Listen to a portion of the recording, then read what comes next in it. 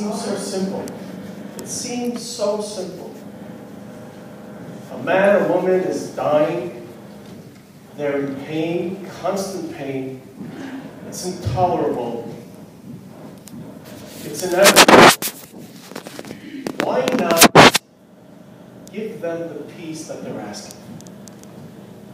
We know that when it comes to animals who are suffering, we end their lives for their peace. It's the humane thing to do for an animal. Why is it so complicated? So the question is, A, why are we even debating this? And B, why has it taken so long? That's a good opening for a rabbi. I have to share with you a story from the Talmud written about 2,000 years ago in the tractate of Tainit.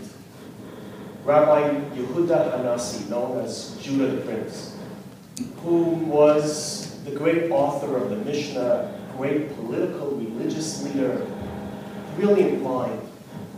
And he was suffering through a terminal illness. It was horrible. And all of his students and all the great sages gathered around his home to pray for him, for his health.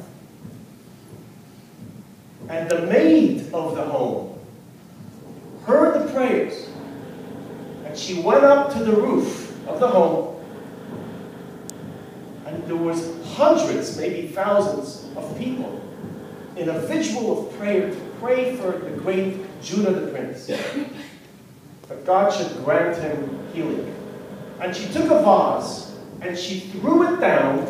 The vase cracked, and it halted, in the noise, halted all the prayers. And at that moment, all the prayers stopped. The Talmud describes, at that moment, Judah the Prince, his soul departed to his body. At first, everybody was upset with the maid. You're responsible for stopping the prayers. You interrupted the vigil. But the rabbis later commended her. And she became like kind of hero. Because her intuition, her humanity, she understood that the man needs peace. We have to let go. So that there is this notion that we're grappling with here. Religion is supposed to be the most compassionate. It's supposed to be the one propelling force that reaches out in kindness and charity and most of all compassion. And yet we're grappling with the other side.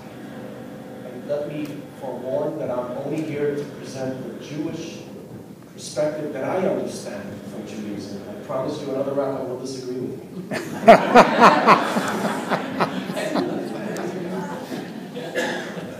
And by the end of the day, I might even disagree with myself.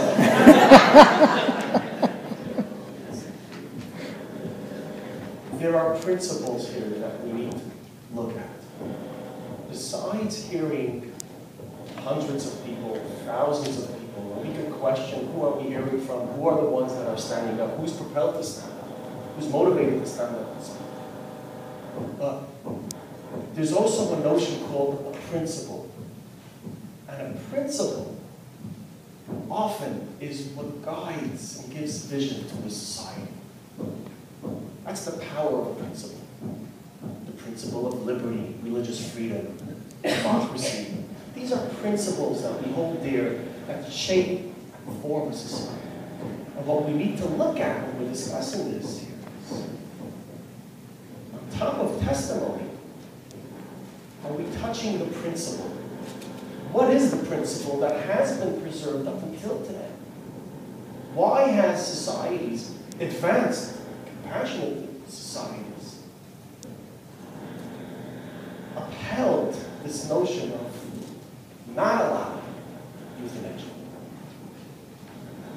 Now, from Judaism, there are a few principles. And I'll, besides giving you 613, because I have, what, 4 minutes left, there's two principles when it comes to life. Principle number one is life is of infinite value, not relative value. Let me try to explain that. Go back to the Talmud. A group of people are walking on the road, and they are attacked by heathens, or thieves, or criminals. And they say to this group, give us one of you whom we will kill. And if you don't, we will kill all of you. What should the group do? What should the group do? So there's 10 of them. If they choose one, the 9 live. If they don't choose one, they all die. Mathematics would say, choose one. The senator's fan.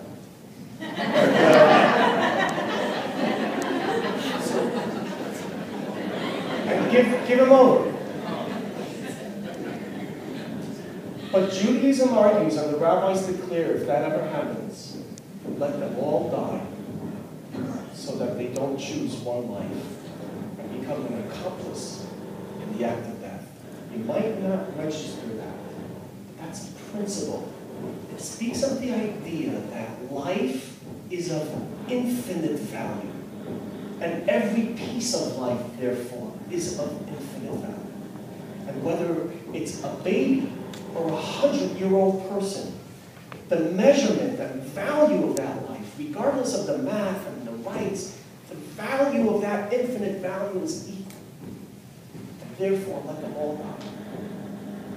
You kill one person, the Talmud declares, warning the witnesses that are about to bear witness on a capital case.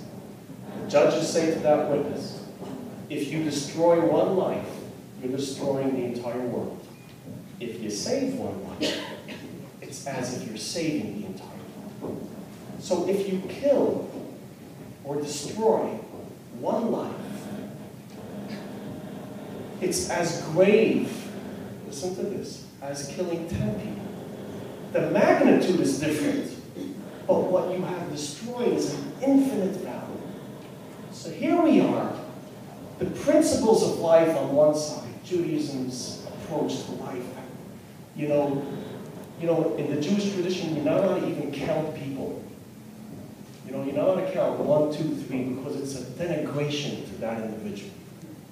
You're not allowed to count, because you're giving a number to a person. And that's a complete contradiction of who we are. So there's the value of life on one side, and then there is the compassion that we are guided and pushed so far to show to people. So that in practice, Jewish law says, stop praying for the person. Withhold treatment. Don't do any heroics. Don't prolong the suffering. And there's a lot of support from Jewish law in that respect. As mentioned before, should you treat them? But there is clear, unambiguous talk about actively doing something to hasten the death. Active euthanasia. And that's something that we grapple with in our faith. Because it's not a question of the person has 6 months, 3 months, 2 weeks. It's a life. I want to share with you, and I conclude with 2 short stories. One is when I became a young man, 17 years old, from Ottawa actually, who was a member of our synagogue. Genius. He was working at an hotel, a crazy, crazy mind, and he was making $120,000, 17 years old. I can imagine if that would happen to my kid, I would lose it completely. But he had this incredible sensitive issue that, the noise that we're hearing now would make him a shiga. It would make him, he was very, very sensitive. In the end, he took his life. He couldn't bear so many things that were going around him. It was a torture for him. And he did it in a very clever way. in a way that police came in, he had his own apartment with music in front of the computer, with a little carbon monoxide. I can tell you about the details if you would like, but later. I got a call from the police. They knocked on my door, the synagogue. And I became an accomplice because my name was on his phone records all the time. He committed suicide, and it's against the law to assist somebody in suicide. And what they saw was Rabbi Asher Jacobson, he was talking because I was trying to console him. So they brought me in for questioning. It was very interesting. I asked them later, they said if you would have somehow assisted in this, you would be arrested under the law. Another quick story is what happened here, one more minute. What happened here at the Royal Victoria Hospital with another one of our members. And that is a man named Alex, 85 years old, classic breakdown. Livers were breaking down, everything was just breaking down in his body, clearly dying. Family comes out, I'm with the family in the waiting room. Doctor comes out to the family and says, listen, it doesn't look good. Here's what I would like to propose. I need your consent. We would like to remove the nutrition. We don't want to prolong this death. We would like to take away this, no more of those spoon feeds, and just kind of let him with a little bit of morphine a day so he's comfortable. And he made a mistake. I think he made a mistake, and clearly he did make a mistake. The doctor said, you're looking at 2-3 days, and that's it. Instead of just dragging on for weeks and months. And they turned to me, and I don't like it. It's in my gut, and I know the arguments, you could, get into the lungs and the food and the liquids. I didn't like it, and according to Jewish law, removing food, I don't know how important you understand food is in Judaism. I mean, that's like, sacrilege. So I said no, but, in a hospital, the doctor's king. And so they removed the nutritional value. The man, 4 days, 5 days, 7 days, it was the most horrible thing. He was turning into a carrot. This man actually was a Holocaust survivor, so I think he kind of had it in his bones already how to survive. And now the family had this terrible conundrum. The wife called me 1 in the morning. She was pacing. She says, Rabbi, I'm like kind of looking forward for him to die because I'm like, I feel like I put him through this, and is he suffering? And the kids were going crazy, and it's already 8 days. And the man is still living. And like inside they're saying, die already, but then it's your father. How do you do that? Those are the gray, crazy lines, and this is passive euthanasia. Anyway, I kind of got so angry, I started like almost giving them the curses of Leviticus. You're starving them. They put back the IV, this and that. The doctor right now is not king anymore. He was reduced to pawn. And it was like a total transformation. After 3 weeks, the man walked out of the hospital. True story. His granddaughter got engaged. Now, I know it's maybe one story. And the family said to me, please don't ever tell him what we did. We're worried about the will and our synagogue got a very large donation. Anyway, 4 months later, he died in his sleep. The reason why I'm sharing this story is it's such a delicate gray area. We know life. We know a lot about life. We know so little about death. And I just want to, I conclude 30 more seconds. I got a gray area. This is not a gray area. Okay. 30 more seconds. I just want to give a compliment. Because to the palliative care workers, I see you guys every day. Men, women, you're the true heroes of our society. People make a big mistake and they think that hope is false when you say to somebody, you're going to live another 6 months, another year. But that's not the only hope. And that sometimes is false. Hope means, in my world and in my soul, that you give somebody who is terminally ill You give somebody who is dying the dignity and the hope that their life has a lot of meaning still, that they still have an impact. And the people that we listen to most, who have no pretensions, who have no scheming factors in them, the people that are dying have the deepest, most profound things to say to us.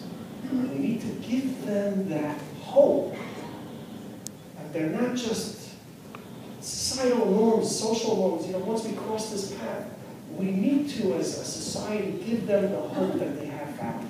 We have to give the audience hope that they're going to. Thank you, Rabbi Asher